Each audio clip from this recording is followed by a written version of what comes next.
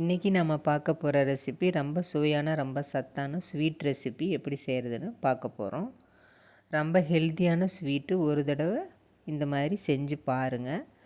உளுந்து பாசிப்பருப்பும் வச்சு ரொம்ப டேஸ்டியான ரொம்ப ஈஸியாக சட்டுன்னு செய்யக்கூடிய ரெசிபி தான். இது எப்படி செய்கிறதுன்னு பார்க்கலாம். அதுக்கு ஸ்டவ்வில் ஒரு கடாயை வச்சுருக்கேன். அதில் 1 கப்பு உளுந்து சேர்த்துருக்கேன். 1/4 கப்பு பாசிப்பருப்பு சேர்த்துருக்கேன். உளுந்து 150 கிராமு, பாசிப்பருப்பு 75 கிராம் சேர்த்து ரெண்டையும் சேர்த்து நல்லா வறுத்துக்கலாம். நல்லா செவக்கிற அளவுக்கு வறுத்துக்கணும்.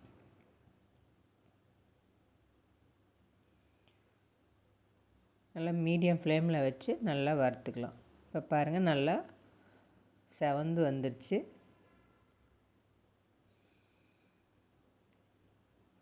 நல்லா செவக்க வறுத்தா தான் நல்லா வாசனையாக நல்லாயிருக்கும். இப்போ நல்லா செவந்து வந்துடுச்சு. நம்ம வேறு பிளேட்டுக்கு மாற்றிடலாம். மாற்றி நல்லா ஆற வச்சிடலாம். அதுலேயே நான் 3 ஏலக்காயும் சேர்த்து வறுத்துருக்கேன். இப்போ அடுத்தது அதே கடாயில் 2 கப்பு வெல்லம் சேர்த்துருக்கேன். 1 கப்பு தண்ணி சேர்த்துருக்கேன். எந்த கப்பில் நம்ம உளுந்து அளந்து எடுத்தோமோ அதே கப்பில் வெல்லம் சேர்த்துக்கலாம். உங்களுக்கு இன்னும் ஸ்வீட்டு கூட வேணும் அப்படின்னா நீங்கள் இன்னொரு 1/4 கப்பு கூட சேர்த்துக்கலாம். இதுவே ஸ்வீட் நல்லா தான் இருக்கும்.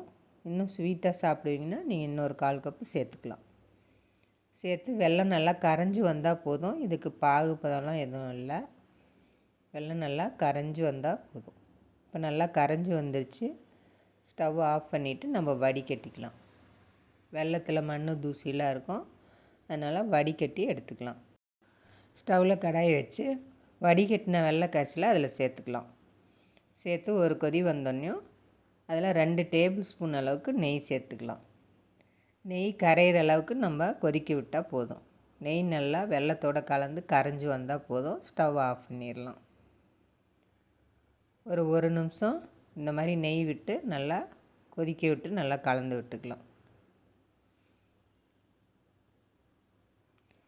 இப்போ ஸ்டவ் ஆஃப் பண்ணிவிட்டு எடுத்து ஆற வச்சிடலாம். நல்லா ஆறட்டும்.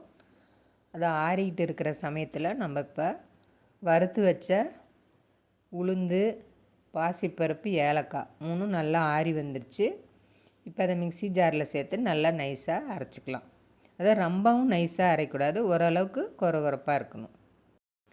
ஆற வச்ச வெள்ளைப்பாகு நல்லா ஆறி வந்துடுச்சு.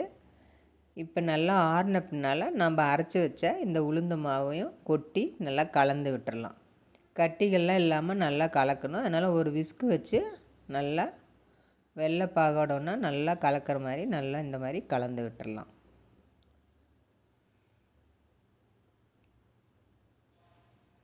நல்லா கட்டி இல்லாமல் கலந்து வரணும். இப்போ நம்ம ஸ்டவ் ஆன் பண்ணக்கூடாது. நல்லா கலந்து விட்டுட்டு தான் ஸ்டவ் ஆன் பண்ணி வைக்கணும். நல்லா இந்த மாதிரி கட்டிகள்லாம் இல்லாமல் நல்லா கலந்து விடணும்.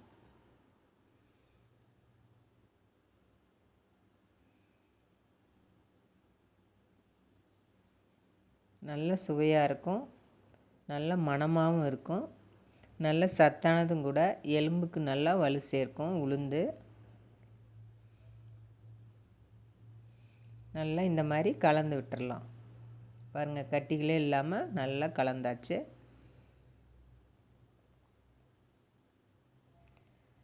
இப்போ நம்ம விஸ்க் எடுத்துட்டு நம்ம கரண்டியை சேர்த்துக்கலாம். இப்போ ஸ்டவ் ஆன் பண்ணிக்கலாம்.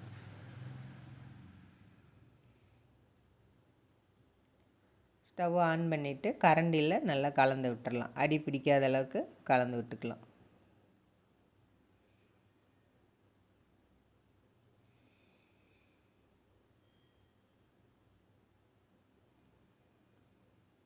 நல்ல வாசனையாக இருக்குது. நம்ம இதுலேயே ஏலக்காயும் சேர்த்துட்டோம். நல்லா ஸ்டவ்வில் வச்சு நல்லா இந்த மாதிரி கலந்து விட்டுக்கிட்டே இருக்கணும். அடி பிடிக்காத அளவுக்கு கலந்து விட்டுக்கலாம்.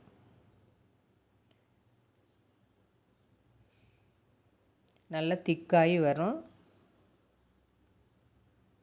இப்போ ஓரளவுக்கு நல்லா திக்காகி வந்துடுச்சு பாருங்கள். இன்னும் நல்லா திக்காகி வரணும். இப்போ சிம்மில் வச்சு கலந்து விட்டுக்கலாம். அடி பிடிக்காத அளவுக்கு கலந்து விடணும்.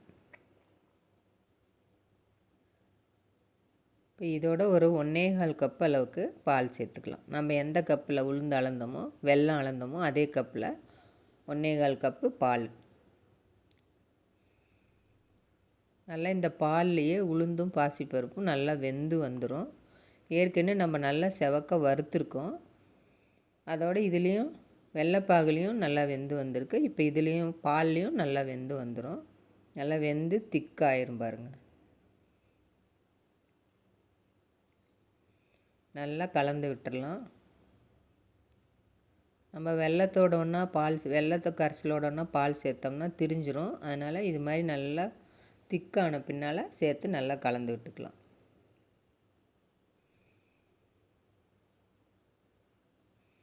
இப்போ இதோட ஒரு சிட்டிகை அளவுக்கு உப்பு சேர்த்துக்கலாம்.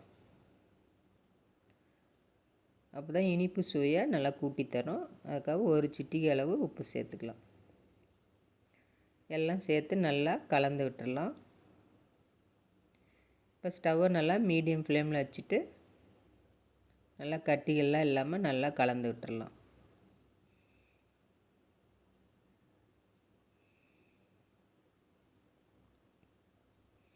இதோட ஒரு டேபிள் ஸ்பூன் அளவுக்கு நெய் சேர்த்துக்கலாம்.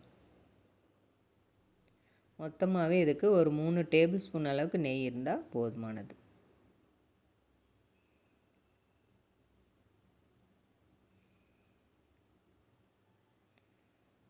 நல்லா திக்காயிடுச்சு. இப்போ நல்லா ஒட்டாமல் நல்லா சுருண்டு வருது பாருங்கள். இன்னும் நல்லா திக்காகி வரணும். மீடியம் ஃப்ளேமில் வச்சு நல்லா கலந்து விட்டுடலாம்.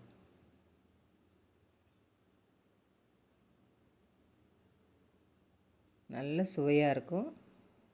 குழந்தைங்கள்லேருந்து பெரியவங்க வரைக்கும் ரொம்ப விரும்பி சாப்பிடுவாங்க. அந்த அளவுக்கு டேஸ்ட்டாகவும் இருக்கும். நல்ல சத்தானதும் கூட. எலும்பு தேய்மானத்துக்கெலாம் ரொம்ப நல்லது உளுந்து.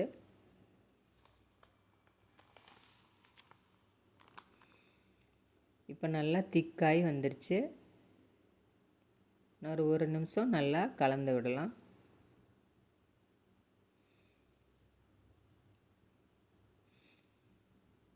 நல்லா கெட்டிப்பட்டு நல்லா ஒட்டாமல் வருது பாருங்கள். இப்போ ரெடி ஆயிடுச்சு. நம்ம இதை கரண்டியால் அப்படியே எடுத்துக்கலாம் பாருங்கள். இந்த மாதிரி இதே மாதிரி நீங்களும் செஞ்சு கொடுங்க. எல்லாருமே விரும்பி கேட்டு வாங்கி சாப்பிடுவாங்க. ரொம்ப சத்தானதும் கூட, ரொம்ப டேஸ்ட்டாகவும் இருக்கும். லைக் பண்ணுங்கள், ஷேர் பண்ணுங்கள், சப்ஸ்கிரைப் பண்ணுங்கள். நன்றி, வணக்கம்.